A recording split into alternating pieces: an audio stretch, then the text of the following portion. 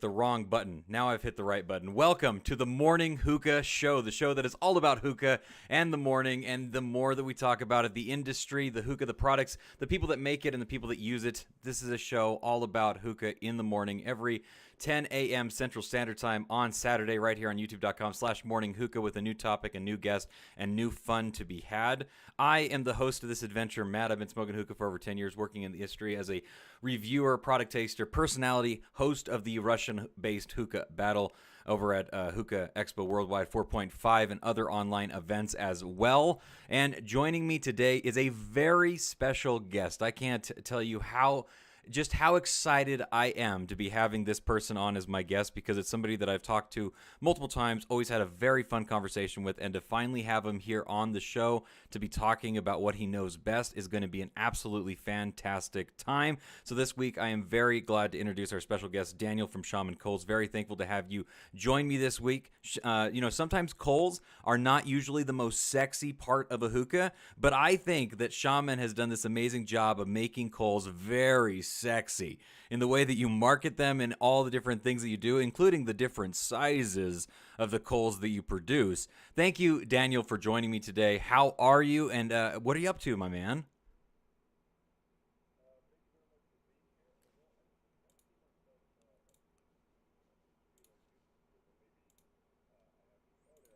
Yeah, and for some reason, my microphone is not selected on the right output. So give me 1 second, because I'm having some odd technical difficulties, though I don't know why that would be, mainly because it's me trying to do this show. All right, go ahead and say something now. Can you hear me? You're good now. You're good now. I don't know why that was causing an issue. Everybody, hey Matt, nice to be here on again. So, how are you, and what are you up to today? Good, good. I'm a bit jet lagged from my trip. I just came back from the US, so I'm actually on your guys' time now. So I appreciate you doing it in the morning. It's 4 o'clock over here in London, and nothing. I'm just having some coffee, and it's all good. Well, I will join you in that coffee as well, because here on Morning Hookah, we enjoy our coffee, we Cheers, bro. enjoy our hookah, and we enjoy good conversations as well. The plan for this week's show is, of course, all about the coal. We're going to be talking about coals. We're going to have all sorts of coal-based games. I have a really fun game based today. So the first thing that happened when Daniel joined the show today is I asked him, I said, "Are you familiar with Wordle?" And he said, "That's that thing that all you Americans are going crazy for." I'm like, exactly. And we are going to take advantage of the Wordle craze today with our game that we're going to be presenting later on in the show. The first thing we're going to do is a small interview with Daniel. Then we're going to be talking about our topic, which is coals. And then we're going to be playing that Wordle-based game that I think is going to be a lot of fun. So a couple of things before we get started. Make sure you like, share the video. Let everyone out there in the internet streams world know. Drop it in your chats that you have with friends, family, coworkers, whoever the case may be. I don't care if they show up. Have them show up and like the video. I'm fine with that. And then I have some really cool news. Daniel said that his partners would like to do a giveaway. So we are, in fact, going to do a giveaway. We're going to do a giveaway that includes the Shaman Coals, which is what Daniel's here from. And then also we're going to give away a nice, sexy hookah package as well. We're not sure what the hookah is going to be yet, but we do know that it's going to be a nice hookah, Yeah, correct? it's going to be from yes, it's going to be from our partners Alwan Shisha. They're very kind enough to provide, as the words from Yusuf, the owner, that is going to be some premium hookah. So, everybody loves giveaways and free stuff. So yeah, we'll see how it goes. I will not complain at all about doing a giveaway or some free stuff for my listeners here at Morning Hookah. So this is what we're going to do and get it set up. Be following me on Instagram, Instagram.com/Morning Hookah. And then I'm going to be posting the link to get that giveaway started on my Instagram. We were going to do it the same way that we had done it previously on the show, where the winner of the game will be a winner and there'll be a loser. But we're not going to be able to do it that way, set up with the current game that we have set up with Wordle. So we're not going to do that. But we are going to have it set up so that you're able to get it entered and be a part of it through the Instagram. It's going to be real simple. You follow me, you follow Shaman Coles, you follow Always. Alwan. Alwan. I'm terrible with names. We have the chat already excited about it. Nice. Let's talk about the Coles. I don't mind a giveaway. Thank you guys so much for showing up and hanging out with us. Rose F. Def in the chat. Afros and Hookah. Kasum is also there. So thank you guys so much for hanging out with us. If you have any questions, make sure you drop a little question mark in front of it and ask your questions, and we'll get those asked here on the show as well. So it's going to be it's going to be a very exciting show. The giveaway is going to be both for the United States as well as Canada. So we're going to be able to show a little bit of international love, at least for the North American area, which is the North America, which is kind of nice because normally we're stuck to doing it just in the USA. So if you're from Canada, you'll also be able to be entered into this giveaway as well. And I'm excited to give it away. But let's get into the show. Let's do a small interview with you, Daniel, because I'm excited to get to know you a little bit better. I want to ask you first and foremost, what is your hookah story? Yeah, well, to be honest, hookah is quite a big part of Russian culture, so it goes without saying that, it's a part of every Russian's normal Russian teenage guy to start exploring hookah around like, 15, 14, maybe even a little bit earlier than that. We have it everywhere, cafes, bars, restaurants. It's just normal. So, in terms of smoking hookah, I've been doing it since roughly like 2012, back in the sort of uni days and so forth. Then when I moved to Russia, I kind of got a little bit more into it because, as you know, the Russian industry is just so far ahead than what I was used to. Because I started off with, the typical Egyptian or Syrian hookah with the quick light coals and the alfakar and all the other stuff. So, but then when you go to Russia, you got all of the new like inventions. You got the new tobacco, dark flavored tobacco. Yeah. So around 2015, me and my business partner and my friend from university, Milan, we kind of got into it a lot, and we noticed that there was a gap in the market at the time where nobody really had good coal. Everything was extremely unstable. And we just saw the opportunity right there and then that if there is a company that can provide stable coal in terms of the quality of ingredients used, good marketing behind it, some sort of good brand story behind it, then we kind of had a shot because at that time there was about three suppliers into Russia, and then now by the time that we moved in, there's like over 20. So of constant coal coming into Russia. But actually, my story with hookah has been like expanding as I am in this industry. We're always looking for something new. There's always new stuff happening. Lately, with all of the COVID stuff, I'm seeing a lot of these inventions regarding, reducing the harmful chemicals in the smoke and all of that stuff. So yeah, it's interesting. It's good to be part of this industry that's always evolving. That's very exciting, and I'll say that every single time. Thank you so much for subscribing to the channel, Joe. Appreciate that. And I'll say it all the time that people nowadays don't understand how lucky they have it. And I know it sounds like the old man yelling at the kids, like to stay off my lawn type scenario, but like we grew up Yeah. with quick lights. We grew up with these Yeah. really trash tobacco brands.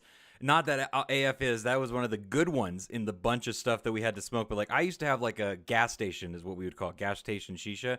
And like there were brands called like Jules Tobacco and like Pharaoh's Tobacco and like just not good stuff, okay? And nowadays we have this plethora of options and this plethora of stuff to use at our disposal and stuff. Like I think that it's just so lucky for a lot of the people nowadays that are able to smoke hookah and enjoy this wonderful hobby that they don't have to kick off the way that we started off originally, which is just exciting, I think, because it helps benefit and push. Like you said, it innovates in our hookah culture, and that helps continually push it forward. And when it pushes forward, that's only a positive thing. That's only going to make better things in the future. It's only going to get people more excited for it in the future, and I think that's just really, really cool. But I want to ask you, what is it that you actually enjoy and like to smoke? What are some of the things that you enjoy? You said that in the beginning you smoked some of those things, and then you found out about the darker flavors and different brands and stuff like that. But what is it today that Daniel likes to smoke?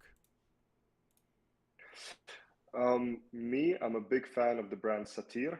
They are like a craft tobacco based company from St. Petersburg.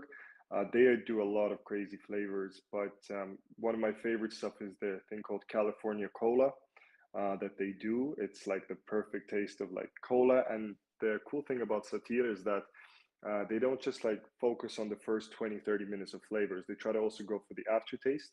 So the cool thing with this California Cola that I smoke is that after you smoke it, on the tip of your tongue, you have this little fizz. So they truly integrated like the entire experience of like drinking a Coke. Other than that, it's just the usual stuff that we have in Russia. Must have, Duft, Dark Side. What else? What else? I'm trying right now to go for more of the like really really darker, stronger stuff. Hmm. But there's things like WTO, the extracts. They have a really really small. Yeah, I wanted to ask you But about WTO yeah, because that's something that I've recently really got into a lot of, and I'm actually a really big fan of WTO. They were my I'll brand show you of the something that's year. gonna make you. I'll show you something that's gonna make you jealous. Ooh, I I know what this recently got is. this. I got this blogger box from WTO. It has like 15. Sorry, no 15. They have like 9 different types of flavors here, and it's all like the new stuff that they bring out. And I'm excited to test this. I think I'm gonna go to a friend of mine lounge, make a little like sort of a tasting session. Hmm. But yeah, it's cool stuff. Uh, the thing that's interesting to me is that um, in Russia, there used to be a point where everybody were going crazy for Tangiers. Hmm. Everybody, that was the thing, like cane mint, everything, K peach, all of that stuff. But as our own producers started to basically replicate the same taste, it's slowly got a little bit out of fashion. And with all the shipping costs, with all the like the excise duties, import stuff, a lot of the people started with American flavors. That's the funny thing. All of us started in Russia with Starbuzz. We started with what else you have that you have Fantasia. We started with we had Tangiers as well, but then we kind of replicated that and moved on to our own thing. Um, it would be nice to see like the sort of the comeback of American tobacco into Russia, but I don't know whether that's going to happen anytime soon. You know, based on conversations that we've had in the past, I know you have a very high respect for the American hookah market, and I think that that is so exciting to see the way that our different societies and cultures and stuff kind of like intermingle with each other a little bit because we also have a very high respect for the Russian market here in America. There's a lot of respect back and forth in the terms of that, and I am interested to see because right now I think that we are in hookah in general, we're on a very international for us in America, obviously, because you're more in there at the moment.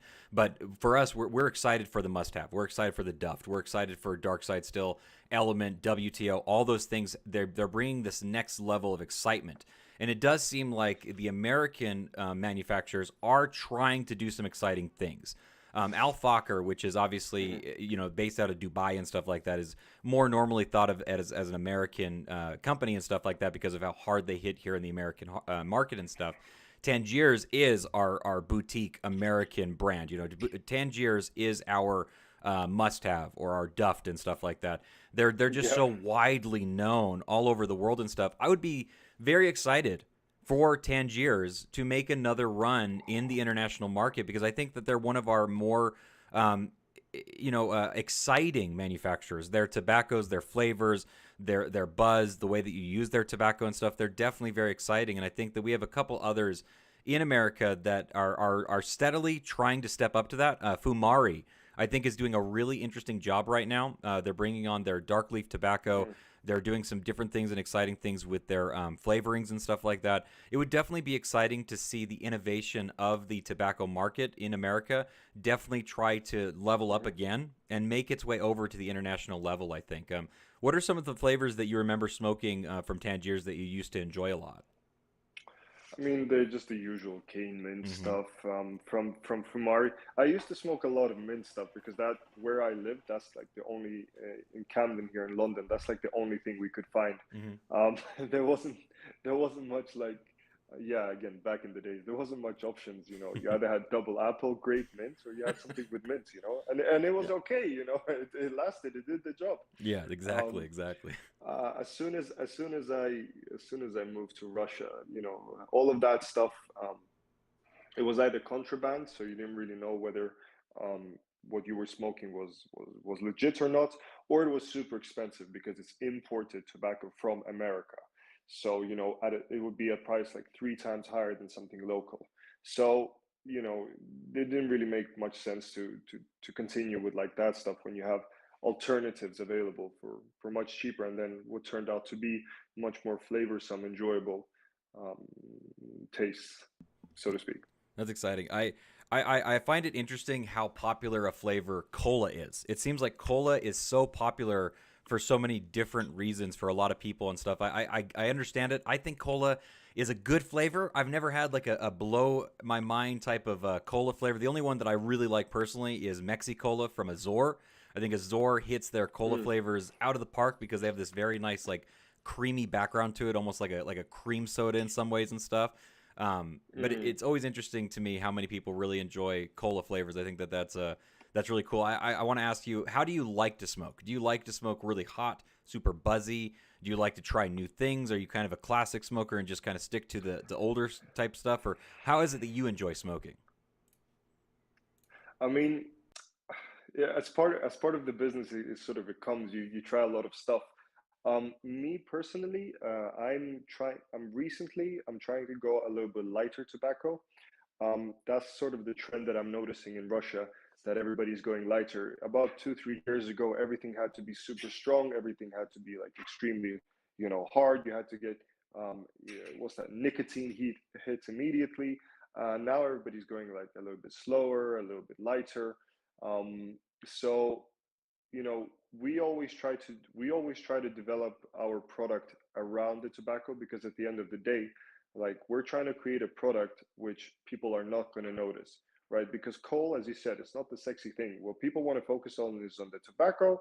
They want to focus on like some sort of nice shisha, and that's it. The best feedback that we get is when we get no feedback, um, so when we try to develop a product now, because everybody's going for lighter tobacco, we're trying to lower the calorie output a little bit, because if we do really really hot coal, it burns the top layer of the tobacco immediately. We sort of got our experience from that when we started noticing the market going for like lighter tobacco, even gel based tobacco, and we were still like putting out really really extremely hot coal, and we were getting feedback that people are complaining that, oh, it's got a burning taste to it.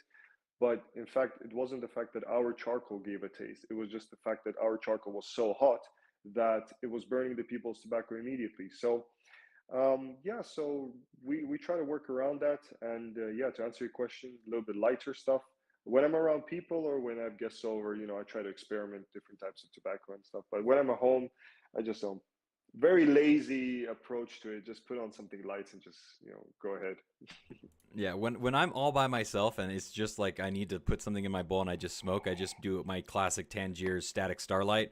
That is like my Yeah. go-to flavor. Like I stare at this giant wall of flavors that I have. I have lots of stuff from all over the world, and like I'm like, what do I want to smoke? I just want to smoke some Static Starlight. I just load that in a bowl and just smoke away, and I'm happy for hours. So, it's interesting. Today I'm not using Shaman Coals. I apologize. Don't hate me, please. But the reason why is because the only coal that I have from Shaman right now, the only coal are these bad boys right here, which are the double XL or triple XL cube coals that you 31. guys, the cube coals that you guys Yeah, came yeah. out with.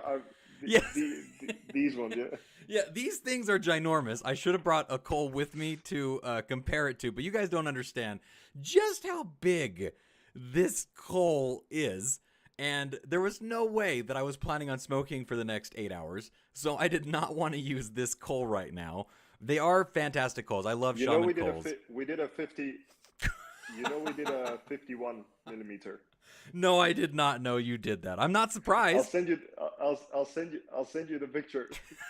I am not by any means surprised about that, but You guys do make some fantastic coals. I've always been a big fan of them, and I love your marketing and the stuff that you do with it because it is so exciting. You really do bring a level of excitement to the coal game, and I think that what you said about the best feedback that you can get about coal is not getting any feedback about it in a lot of ways, because coals are there to do a very specific job, and that Yeah. job is to make sure that it's cooking your tobacco and stuff. And I think that you hit the nail on the head where you don't want to hear the feedback of you have a taste, because like obviously that's the worst part of any coal and stuff is if you can noticeably get some sort of flavor. Funny story from 2008. So I have this old video that I posted recently where I was smoking some Hookah Freak Grateful Dead, and we had these quick light coals that Sahara Smoke used to make called Awaha, or no, not I can't remember what they're some weird name. Yeah.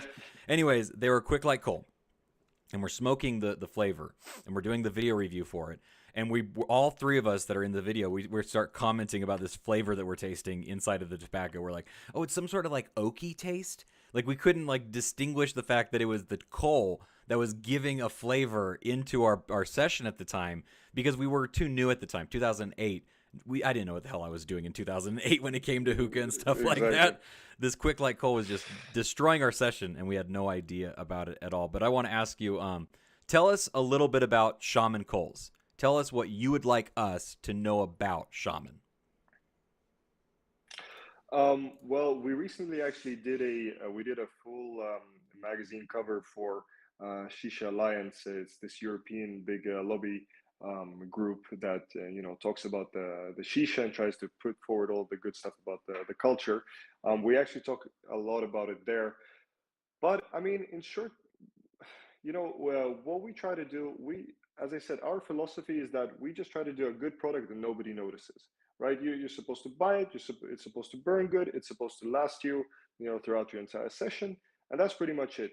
Of course, we put in the branding a lot of we put a lot of effort into the branding so that we stand out from the entire crowd. But I mean, at the end of the day, what we try to do is a reasonable price product that is good for whatever tobacco you want to use. And we always try to innovate in terms of what the customer wants. I think we are one of the companies that have like the largest range of coal of any producer out there. So we have 22s, 25s, 26, 28, 31s, cloud shape. We're working right now to make skull shaped coals, heart shaped coals, flats, you name it. And it's just for us a thing that we like to do is that when people buy our product, they associate, like a shaman, they associate with like, some sort of spiritual cleansing or burning, and then they just have a good time smoking their shisha, and they don't think about it that much. So yeah, we keep it chill. I mean, on our Instagram, for example, one of the things that we do differently than everybody else, we run our Instagrams personally myself. So either me or my business partner Milan. So sometimes you're gonna see things behind the scenes of the production, and how we produce, how we source the coal, our suppliers, and sometimes you might see us in some sort of gym, or cooking, or at a concert, and people sort of build that brand recognition because they see we're just normal guys. We're not, you know, old men in suits behind boardrooms, thinking about how we're gonna control the world or whatever, right? We're just normal guys like you guys there, and we produce a good quality coal in our opinion. So if you like it, you like it. If you don't, there's thank goodness for capitalism that there's a lot of competition out there. So Very, very, very, kind of like very that. true. I think that's one of the best things about your guys' Instagram presence and stuff is you are real people, and I think that it's so important to show that because too often do we associate some of these things with being, like unable to see. There's like don't look behind the man in the curtain, but behind the curtain and stuff like that. But like in reality, like there are real people that run these companies and real people that are behind these sorts of things, and you guys do a really good job of showcasing that. Hookahs and Afros and Hookah says skull-shaped coals would be unique. I like that. Yes, skull-shaped coals are definitely Yeah. very. Like I said, you guys are finding ways to make coal sexy and with a heart during Valentine's Day would be a fantastic way to showcase that to the hookah lover that you love, is using a coal shaped like a heart. I'm a big flats person. I enjoy using flat coal. So if Shaman coal starts coming out with some flat coals, I definitely want to give those a try, Daniel. I can send you my address. That's not a problem at all. Don't you worry about that at all. We'll organize it. It sounds like a plan. All right. Well, that's good for the interview, covering a little bit of basis about Daniel. Now let's go ahead and get into our topic this week. On the topic, we are going to be talking about the coals. I have some questions that I've always wanted to ask about coals, and now that I got my chance, well, I'm going to go ahead and take that, and I'm going to talk about coals all that I can. So the very first thing that I want to ask you is, like, how are they made? You know, I think a lot of us have a idea or a conceptual thought of how charcoal are made for hookahs. We've been told for many years that they're coconut shells that are compressed down, cooked and stuff like that to create them. But I've always wanted to know if you could give us kind of the basic outline of how are coals actually produced and made. Well, I mean, it all starts off from the sourcing process. So we get our shells from various suppliers, coconut plantation farms, resellers, suppliers. So they all start from from the plantation that produces the coconuts themselves. We have about three different suppliers that we get, but due to global warming and the rainy season, is becoming more difficult to buy them directly. But that's where it starts off from. So they get carbonized. Carbonization process could be in two ways. You could either have like the conventional, where they put them in sort of clay huts and they just smoke them as if you would smoke any other like meat or whatever.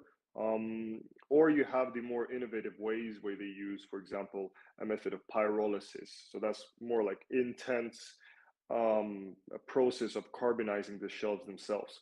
Now, once you have the shells, the carbonized coconut shells, we uh, it's just a typical process. In fact, anyone could actually make their own coconut homes at home if they wanted to. You could buy any sort of carbonized wood from any sort of wherever they sell barbecue charcoal. All you need is a binding agent. So Indonesia, for example, tapioca, because it's commonly used in the food industry. But in America, you could easily find potato starch, corn starch, anything that is a natural binding agent. Add some water to it, mix it as if you're going to make a cake, and then put it in the oven for, I don't know, 250 degrees Celsius for 3 hours. And well, of course, you could add the shape, and then you have your own coals. It's the same principle. So that's the same way that we do it, but it's just on a much more larger production-based scale. Um, it obviously goes through a lot of other processes. For example, we make sure that the binding agent is good. We remove any excess materials that might come into the shells. We put it through several rounds of presses so that it comes out in these nice long cube-based shapes.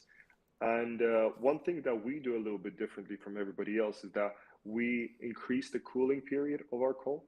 So usually, because a lot of producers are at a very, very um, pressured step to, as soon as they produce the coal, they have to ship it out immediately, right? They don't let the coal cool down. And it's an important process because charcoal is still an active sort of ingredient. Even after you've taken out the oven and to the touch, it might be cool. On a molecular level, those carbon atoms are still hitting each other like going crazy because they're trying to find something like an agent to bind to.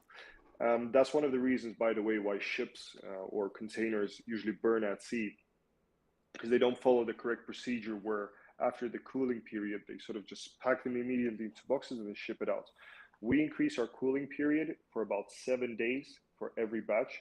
And what that does is it gives the coal enough time to sort of absorb um, all the oxygen, all the materials within itself, and then you end up having a much more stable coal. One of the reasons why, for example, smoking on our coals, you're going to have a stable heat output.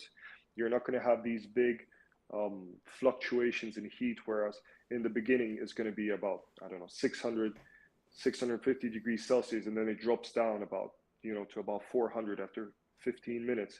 We have a more like a stable heat over time. What else? What else can I tell you? There's some things, that our unique selling point, our unique sort of trade secrets that we do. It has to do with obviously where we buy the supply from, um, and how we mix the coal. but more or less everybody does it the same way. It's not really such a difficult process. Luckily, Indonesia is one of the biggest producers of coconut shells, so um, the raw material is easy to get. Why, for example, most of the coconut shells are done in Indonesia and not, for example, Sri Lanka or the Philippines or Malaysia, where they also have coconut shells. But they just don't put it out that much because nobody really considers that sort of industry there being legit. Whereas in Indonesia, they do. I that answered so many questions in such an interesting way. I knew about the binding agents. I had no idea that tapioca was used as a binding agent. That is really unique and different. I would never have thought that in a million years.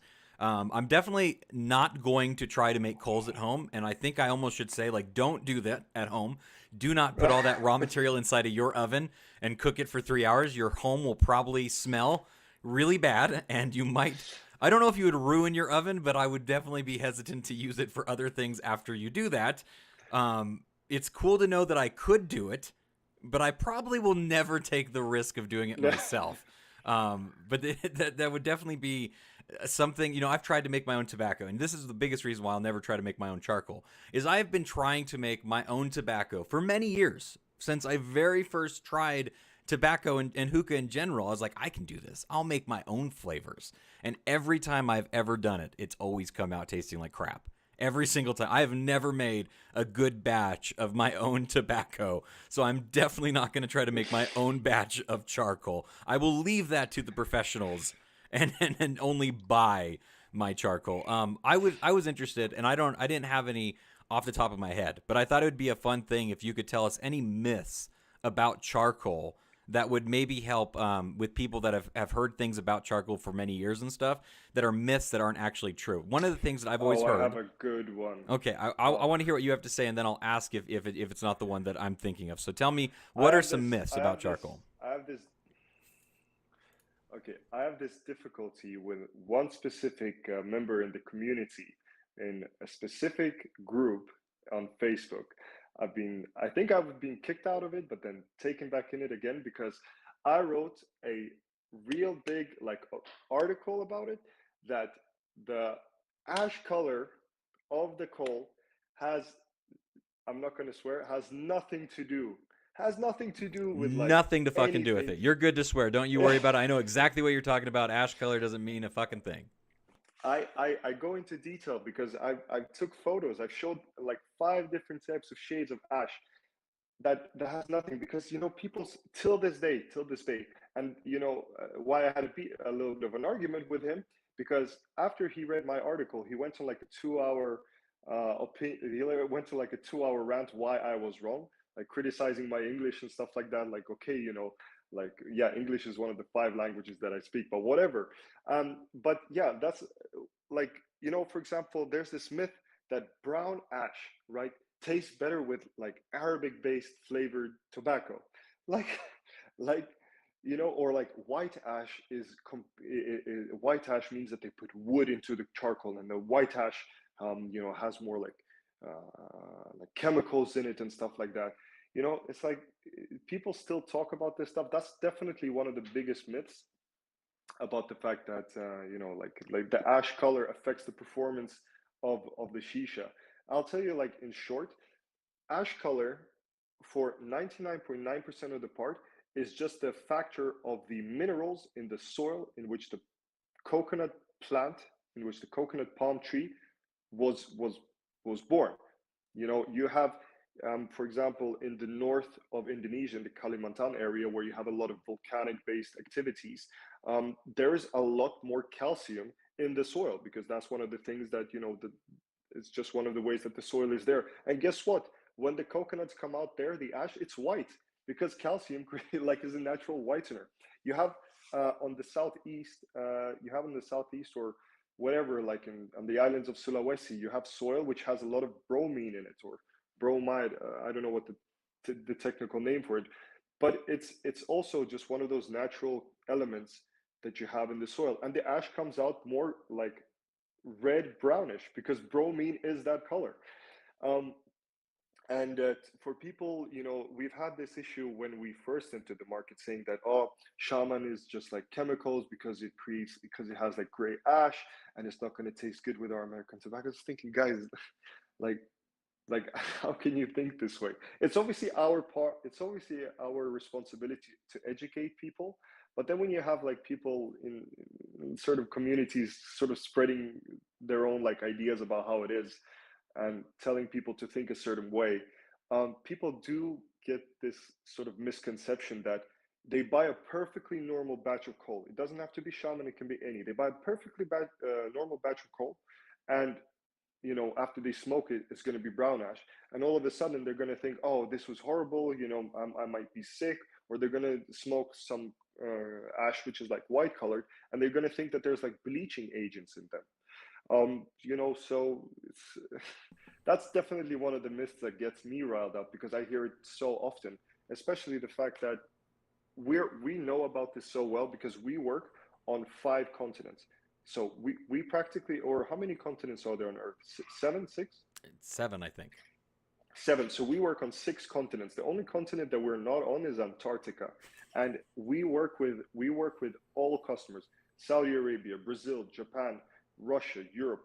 Everybody have different expectations, but so we know what it's like for people to like expect something different of their coal.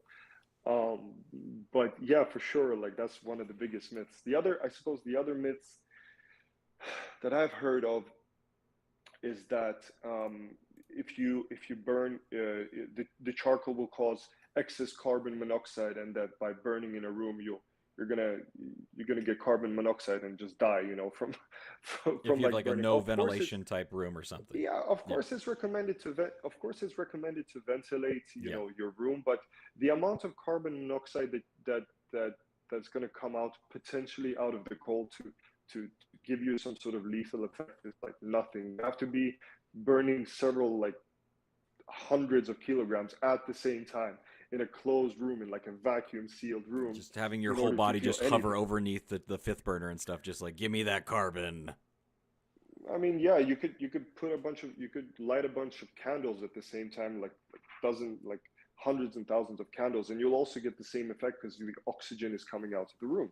Yes. But that's one of the other myths, that you hear about it. And usually in the industry, especially by like anti-smoking lobbyists and stuff, that's like the biggest thing they hit. They go, of course, after the tobacco, that smoking is bad for you, but they also then hit the coal producers and saying that hookah leads to carbon monoxide and poisoning, blah blah blah. That's something we hear about often, and yeah, it's obviously not. I mean, Well, a lot of it's the true, but it's people, not a true. lot of the Yeah. lobbyists, excuse me, a lot of the lobbyists that are against tobacco and hookah and stuff like that, obviously they're going to find anything they can inside of anything that's being used to use as a way to like lobby against and stuff. And more times out of not, these people are not hookah smokers. They're not people that are involved in hookah in any way, and they're not people that have any actual knowledge of it. They're just looking at these individual parts of hookah and they're saying like, oh, well, that part of it right there, that could probably do you some damage without actually having any information about it. When it came to the color of the coal ash, that's exactly the myth that I wanted to talk about and disprove a little bit because it's too easy to have been talked about often, that people are so quick to assume it because we don't have enough voices like your own that is an actual manufacturer and person that is involved in the hookah charcoal industry that is able to speak out against it. And then it is very sad when we have somebody that is an actual expert in their field giving out actual information about this, and we still have the gall of some people to say that, oh, I think you're wrong. How would I be the wrong one here? I'm the one that does this for a living, and you're the one telling me I'm wrong. I've always been blown away by the gall of some people to be able to say things like that. Something that I've always been curious about as well, and I don't know how much you'll be able to speak about it. What are the big differences between quick light charcoal and naturally lit charcoal? I know you guys don't use any sort of quick light inside a Shaman and stuff like that. Have you guys ever experimented or thought about doing quick lights of any kind, or what we is the have big reasons why we not have to? So we have experienced it with Quick Light, but Quick Light is like a brand. What you're actually, when you're talking about quick light, you're actually talking about potassium nitrate. Is that that is the chemical that it's actually also used in food manufacturing. So in certain areas, it could be food grade applicable. At least in Russia, it is. But potassium nitrate is basically one of those agents where when you burn it, it burns quickly, right? And you add it. We are working on it to add it to a certain type of brand, to a certain type of customer, because we're noticing it more and more. There's a specific there's a specific type of customer that doesn't want to bring a box of coals on them on the plane, like 1 kilogram. They don't want to do it. They pack it into pouches or whatever. They're going to go for a week. They want to smoke maybe once or twice, but they don't want to bring a box of coals. So we're working on a product that does use the element of quick light, but added with coconut shell charcoal, so that it actually can be burnt with a lighter, and it will produce the same sort of effect of smoking hookah, but it's going to be a little bit faster.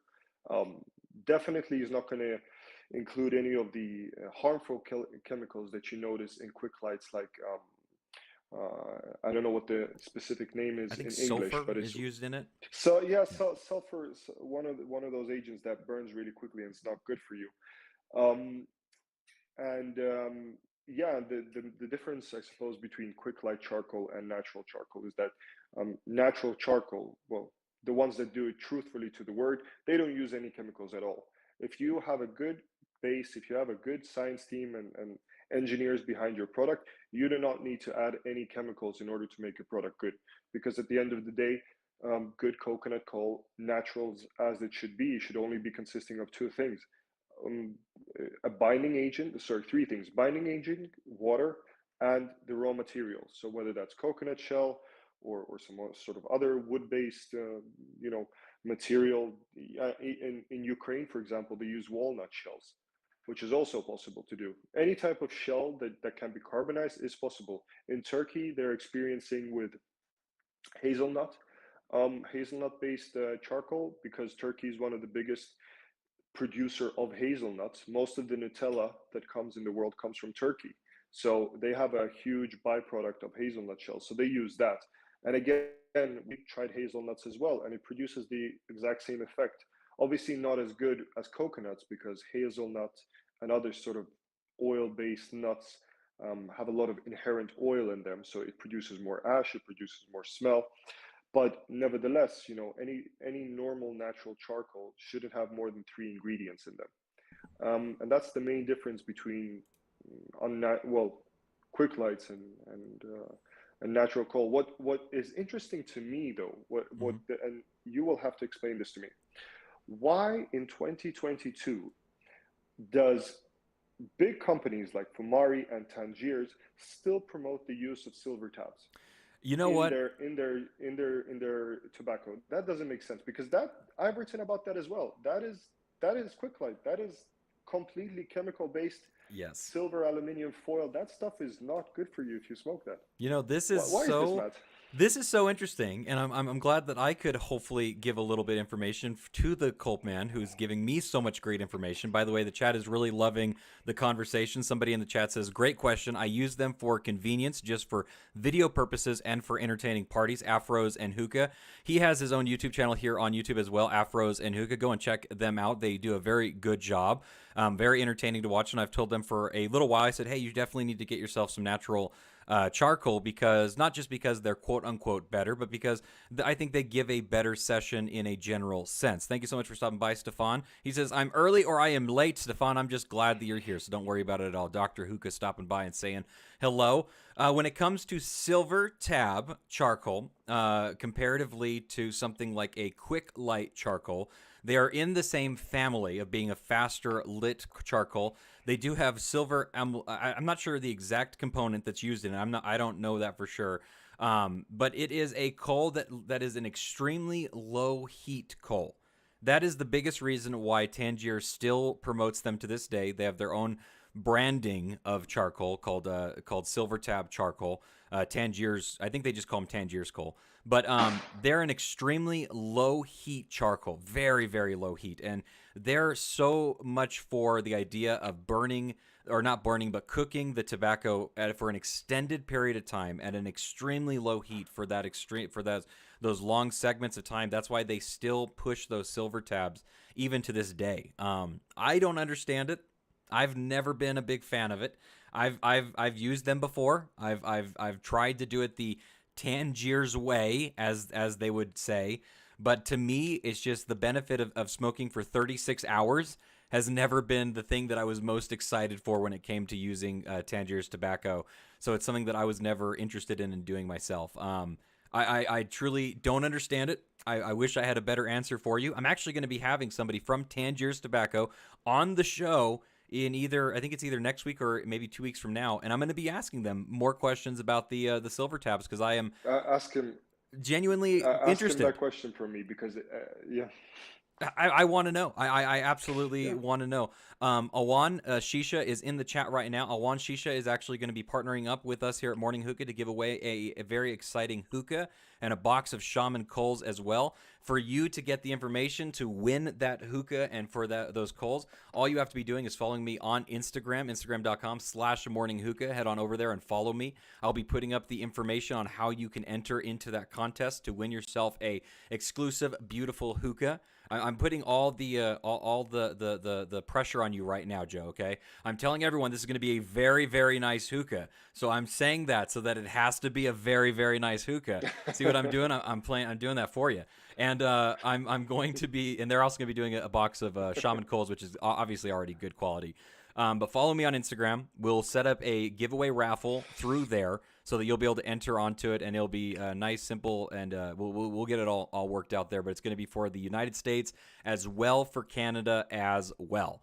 So make sure you're following me on Instagram, instagram.com/morninghookah, and all the information will be put up on there. I'll be talking to you, Joe, and we'll get all that situated and figured out. Let's see. I was going to ask you another question for the topic is what is the difference? And you went into this a little bit already, but if you go into it maybe just a little bit more, what is the biggest difference between a good coal and a bad coal? What's the biggest? This is me, layman terms right now. This is me thinking based on our conversation. One of the biggest components of a good coal versus a bad coal would probably have to be the binding agent. Is that correct? Yeah, the binding agent is definitely important. Throughout all of our years of working, we've had our batches of poor coal. We've replaced entire batches to customers that we've had. There's a lot of components in it. I think the binding agent is really important because if you have a really poor binding agent, a cheap, for example, starch, and you don't mix it correctly, what you end up having is you have cracking coals. So you start burning it, it cracks in two halves. You also have sort of blackout spots. We had that with a couple of customers where we were basically cheated by our long-term supplier in terms of the type of binding agent that we bought. It was packed in the same in the same packaging that we usually bought it, but they just basically replaced the ingredients. And because tapioca starch is white, like flour, you're not going to really know the difference until you actually produce it.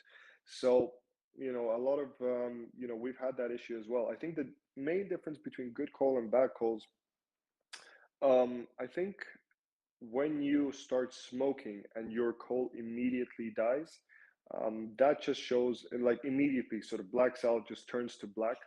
You're talking about the fact that raw materials, so the actual coconut shells, are really poor quality. So they haven't been carbonized correctly, or they haven't been processed correctly, but you just have a poor quality input. And no matter what you do around that, you're never going to be able to save those coals.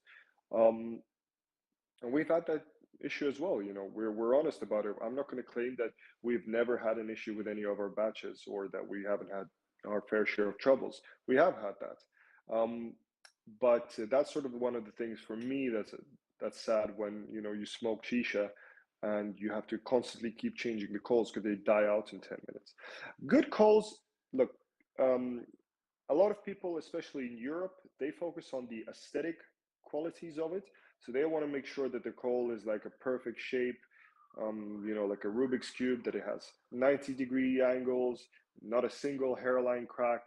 The coal is completely red, there's no smell to it whatsoever. That's their quality that they think is considered really good coal. In Middle Eastern, in Middle Eastern, our Middle Eastern customers, they want coal that lasts for a really long while, so they get value out of it. Um, in Brazil, for example, they want coal that is like on good high heat because of the humid climate in which they're in. Same as in Japan, very humid climate, so automatically the coals absorb a lot of moisture. So for them, it's important to have high heat. So it really depends. Every single country has different criterias of what good coal is. What would you say that Um, America's yeah. criteria for good coal would be, in your opinion? I don't know. For me, the American market has been a little bit more difficult to understand because, unfortunately, a big part of the hookah community in America still smokes on quick light coals. Very In true. Very lounges, you'll true. find it, and for them, what we've had the difficulty is that when we first entered into the US, we got a lot of complaints about the fact that it takes, you know, like 4 to 5 minutes, maybe even longer to like heat our coal. Mm-hmm.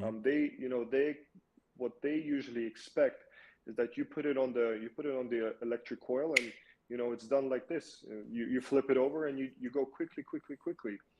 And for us, that was quite a big difference because where we usually work in Russia and in Europe, which could usually be colder climates or whatever, they are used to the fact that you need to take the full time to get your coal fully red in order for it to smoke good. So I think that's one of the things that we had a difficulty into America. We've obviously changed up Convenience our formula. Yeah, convenience, I definitely think as sounds well. And American to me, in my opinion. We yeah, want it now, right now. I can see that being a case. I also think America, one of our things about quality, I think would be branding. I think that we buy into in America, and I don't mean this as like a negative or anything. So don't, if anybody's watching and they're thinking that I'm down talking America for this sort of opinion or something, I think that we really do enjoy branding. We enjoy marketing. We enjoy those kinds of things that, to a lesser extent, kind of tell us why something is good. And I don't necessarily know if that's a good or a bad thing, but I think that when it comes to marketing, for American culture, when it comes to products and stuff, we definitely care about the aesthetics of what a product looks like when we're getting ready to buy it. That's my opinion. mhm. I could be more too far off on that when it comes to that, but that's what it seems like to me to a certain extent. We definitely care about that kind of stuff. Is that something unique or different to the American market compared to other places, Well, I'll tell or? you, I'll tell you this: the latest container that is on its way to America is like 100% American. Like the design of it, I'll have our distributor take a photo and post that. It's like America with guns and cheeseburgers. That's it. Definitely has that super patriotic Please tell me there's design actually to it. cheeseburgers on the box. Please. No, no, but We it's need super patriot. fireworks. We need cigars. We need bald eagles flying through with lights shooting out behind I it. it's almost that. It's super patriotic. That's something that we learned, that you guys there are really, really patriotic and you care about all that stuff. So yeah, the boxes that are come in, when you see that, you guys are going to think that we're based in America. That's how patriotic our yeah, it's different cultures have different understandings about what good coal, what bad coal is. I think that's I think interesting. Yeah. the only thing that makes difference with Americans for sure is the convenience part. You hit it right on the Okay. head over there. You guys want your coal quickly. That's maybe why you all use flats. I don't I know, think because so. it's so I quick. mean, I'm definitely more of a flat smoker myself, and it's something that like I've just gravitated towards. I do enjoy, and saying this almost makes me feel dirty now, but like I do enjoy the convenience of lighting a flat coal comparatively to a cube coal because it does light. And you know what? The difference of lighting a cube versus a flat is probably a minute. if that, maybe a minute and a half. Like, it's not going to be that big of a difference, but I definitely enjoy the convenience of lighting my flats. I also like the space that a flat takes up. I like that it's a little bit larger of a surface area. I like to use three coals when I smoke. So I like having the three coals take up the surface area that it's taking up. Comparatively, if I use a cube coal and I try to use three cubes, it takes up less surface area, and then I'm putting on more heat because the cubes genuinely are a little bit hotter than like a flat coal will be. So I'm using more heat, less surface area, and it just doesn't have the same session or enjoyment that I normally have. So I definitely like those reasons for my flat coals, is the surface area that it takes up, as well as the small amount of convenience, because I am an American. Give it to me now. Okay, so the final question for the topic talk right here is, I want to ask you: does size matter? Does it help? Does it hurt a session? Like, my question to you is, when you produce these gigantic 31 cubes, these gigantic, okay, they're huge. You don't understand how big they are unless you compare them. I'll take some pictures, post them on Instagram so you guys can see what it is that I'm talking about exactly. But does size matter? Do you feel like it helps, or does it hurt a session? Were the XXXL coals a little bit of a joke? Actually, well, I mean, for me, it was one of those, the XSX, the 31 millimeters was the thing that put us on the map.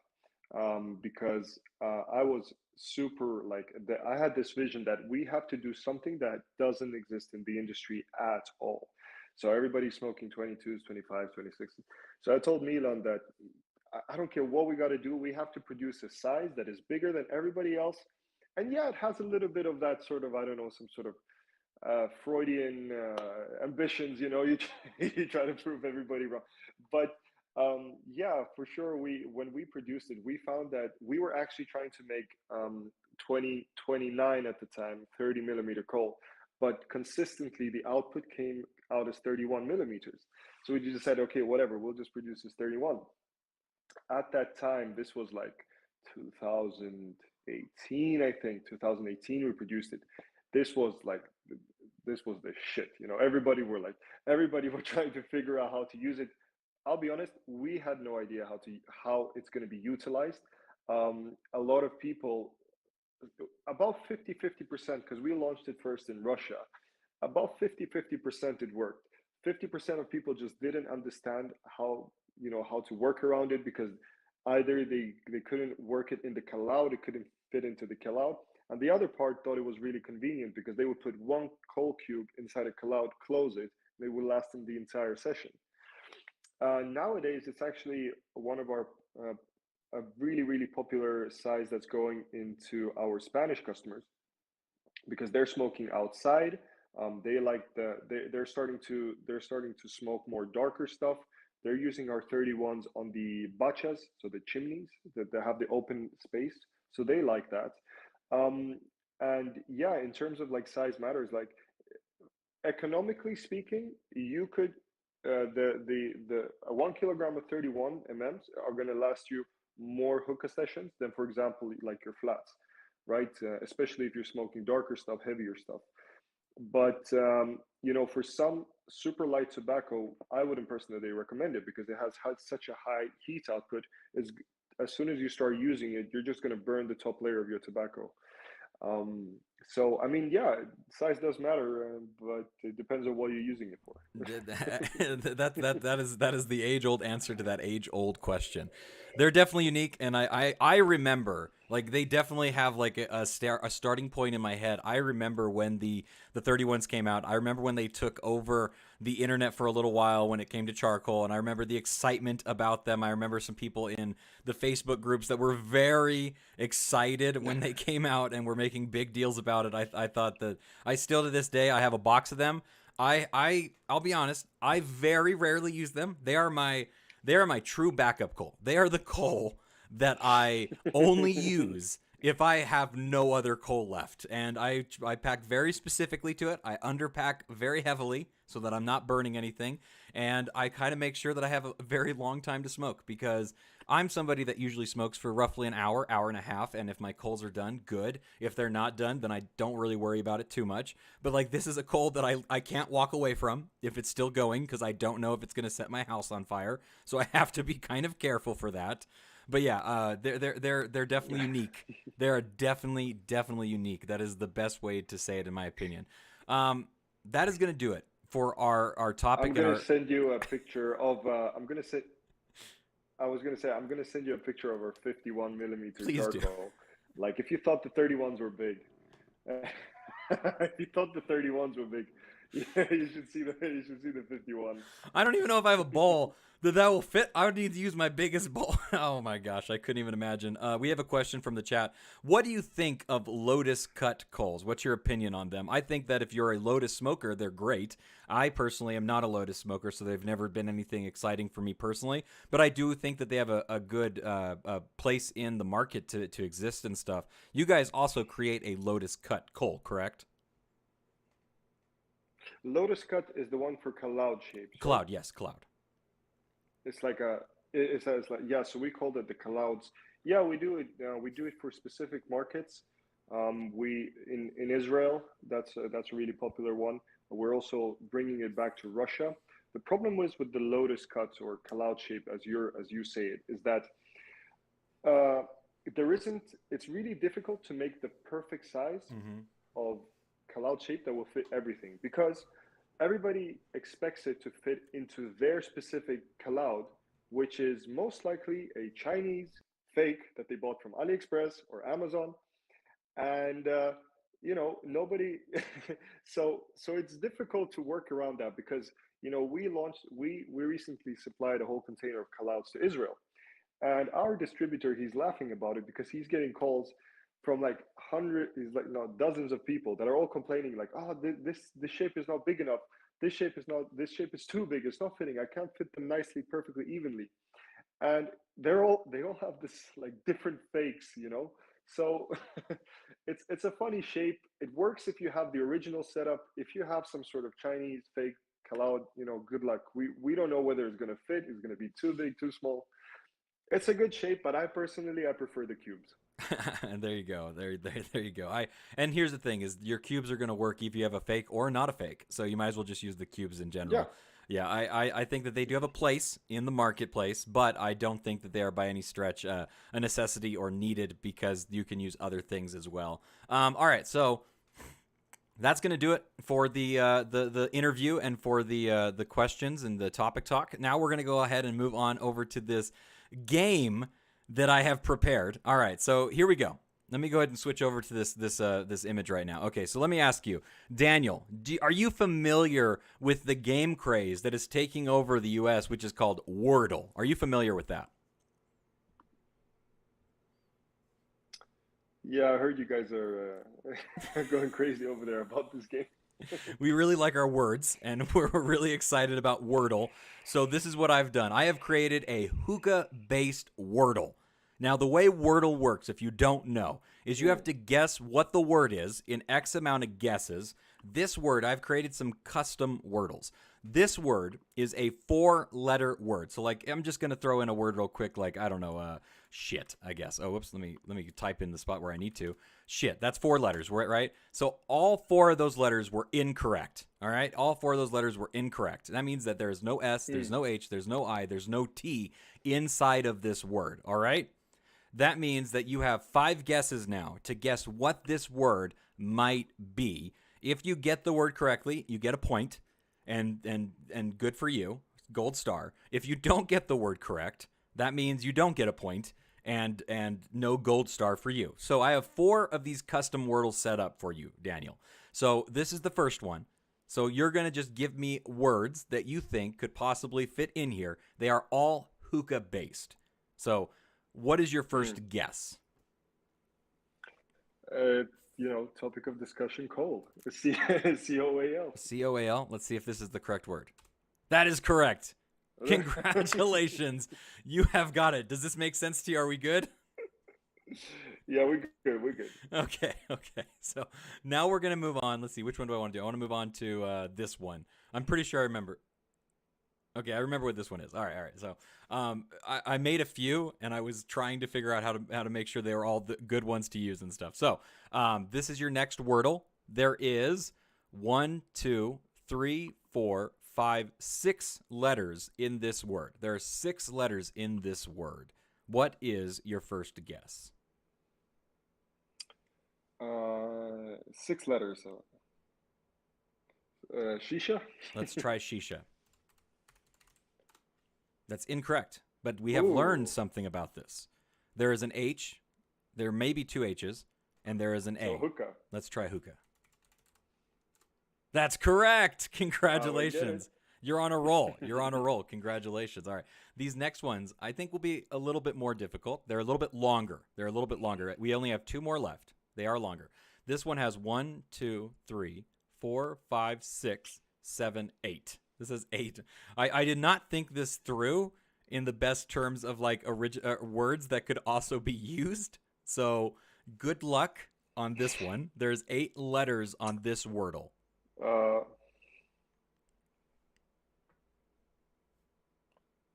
uh, Tangiers, no? Let's try that. T-A-N-G-E-I. Let's try that.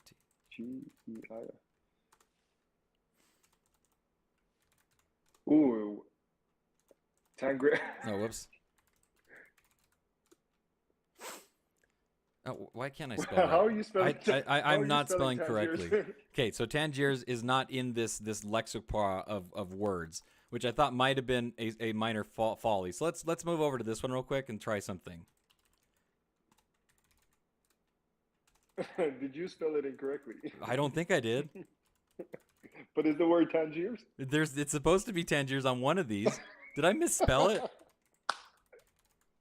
There we go. My gosh, I couldn't I couldn't spell it correctly for some reason. Tangiers was correct. I thought it was. I was pretty sure it was. I'm gonna have to rewatch this back and figure out like why I could spell correctly for some reason. Okay, so you're correct on that one. You've gotten so far Cole, Hookah, Tangiers, and we have 1 more left. And this is also 8 letters. 1, 2, 3, 4, 5, 6, 7, 8. Tangiers was a good first guess, by the way. Try Dark Side. All right, let's try Dark Side. Hopefully I can spell this time. Darkside. Congratulations. This was...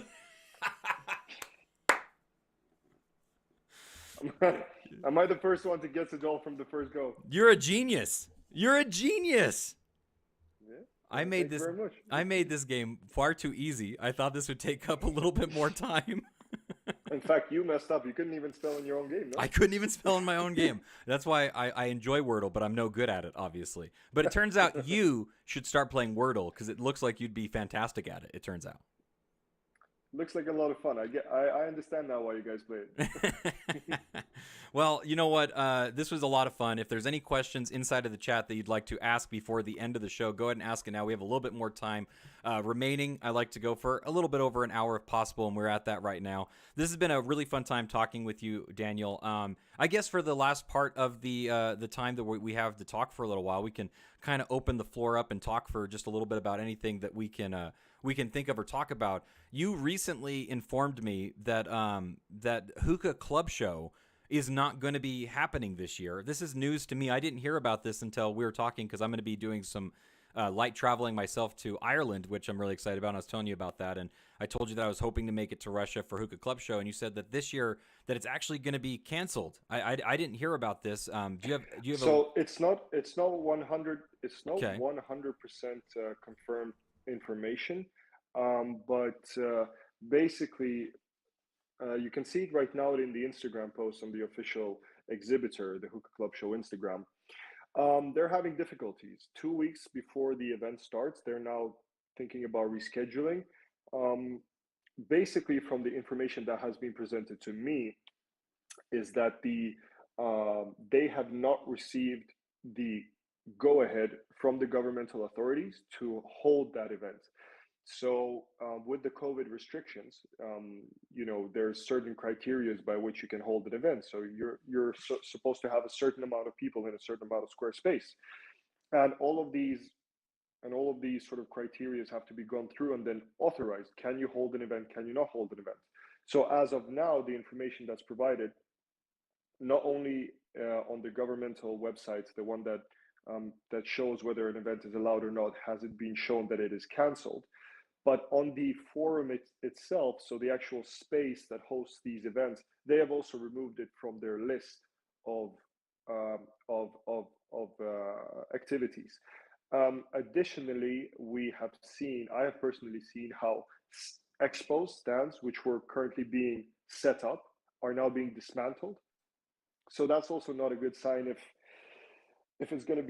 they're starting to get dismantled. So what the organizer is basically doing now, they're kind of keeping everybody on hold. They're thinking about rescheduling it to a later date. Um, there's rumors about it being in May. There's some rumors about it being in November. Um, but nobody really knows what's going on. And it's unfortunate because, as I was telling you before, Russians don't really have that much disposable income. And in fact, it's unfortunate for everybody. One of the guys I've been speaking to, he got his visa from the UK ready, everything, tickets, non-refundable tickets.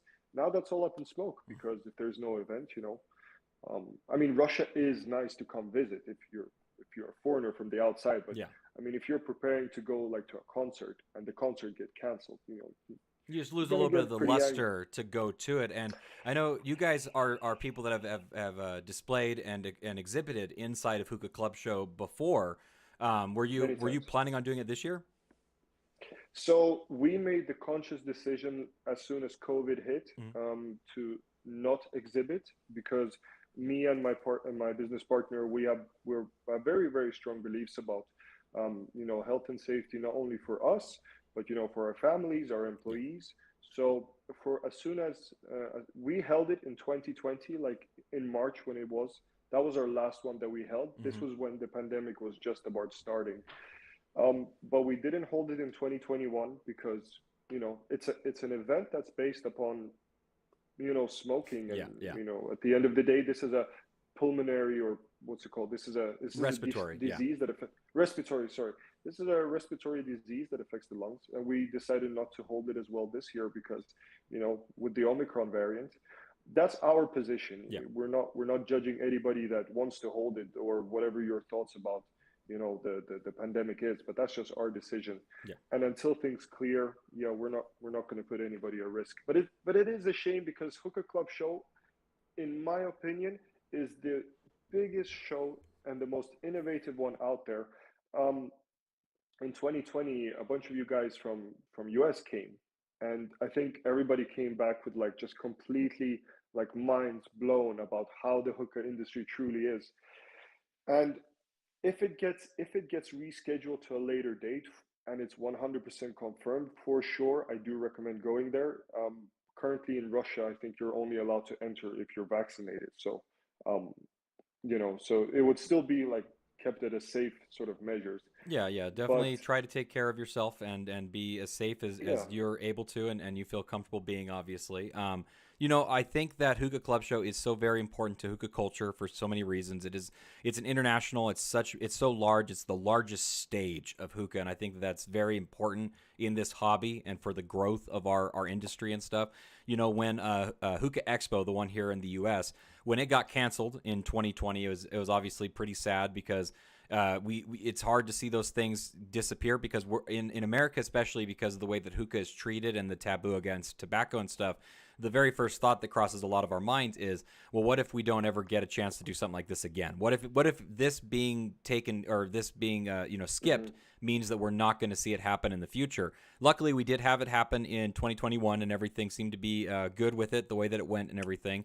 I was able to go there and host Hookah Battle, which was a lot of fun for myself personally. There's news that we might hear about a new Hookah Expo here in the U.S. That's exciting if that does go through. Hopefully have details as soon as that happens here on Morning Hookah. I'll inform you of anything that I find out about. And when it comes to Hookah Club Show, I will also try to get some information and post that along as well. We do have a question in the chat from Kasim. He says, will your tobacco ever be available? uh, yeah, we have. I'm a very, very, very specific person when it comes down to what product I want to create. And so far, I haven't found the correct partner to provide me with that specific flavor. We tried with one guy in Russia that produces a really complex tobacco, but there were just so many regulatory hurdles of getting it out of Russia. Um, if we are going to do a tobacco, it will definitely be based on one of the things that I and my friend Milan loves it. It's alcohol.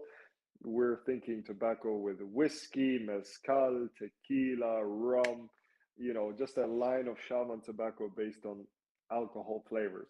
So we're trying hard, but it's just so difficult to make it good.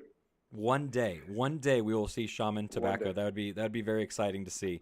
You know what? I just want to say, Daniel, thank you so much for coming on and being a part of Morning Hookah and doing the show with me. Thank you for being a genius and destroying my custom Wordle that I thought would give a little bit more of a difficulty. I've learned a lesson. Don't use 8-letter words when there's only a few 8-letter words in the entire hookah repertoire. I'll use smaller words next time and try to be a little bit more creative with it. But I think that was a lot of fun. I really enjoyed hearing your backstory and your history about hookah, and also learning more about Shaman and Shaman coals and the way that the coals are actually made, and disproving a few myths about it as well. This has been a very informative and entertaining conversation, so thank you so much for being a part of Morning Hookah. Do you have any closing words that you'd like to share with us? Um, yeah, guys, just stay safe out there. Hopefully, this pandemic is going to be over soon, and we'll be able to enjoy, our hobby more freely as we used to do it back then. And until then, we just gotta hold out and yeah, just believe that everything is gonna get better. That's fantastic. I hope we're able to share a bowl very soon and enjoy each other's company face to face, enjoying a hookah. That'd be a fantastic time. Thank you guys so much for hanging out and being a part of Morning Hookah. Make sure you sub to the channel, like the video, share the video, and make sure to follow me over on Instagram.com/Morning Hookah so you can get yourself entered into the giveaway that we will be putting on with Alwan Shisha as well. It's going to be a fantastic time. It's going to be for the United States of America as well as for Canada. So it's going to be some international love there as well. Thank you, Rose F. Death, for hanging out. Afros and Hookah. Leviant as well. Thank you, everyone that was able to stop by and say hello. We appreciate it as always. And until next time, guys, well, keep on smoking. Bye.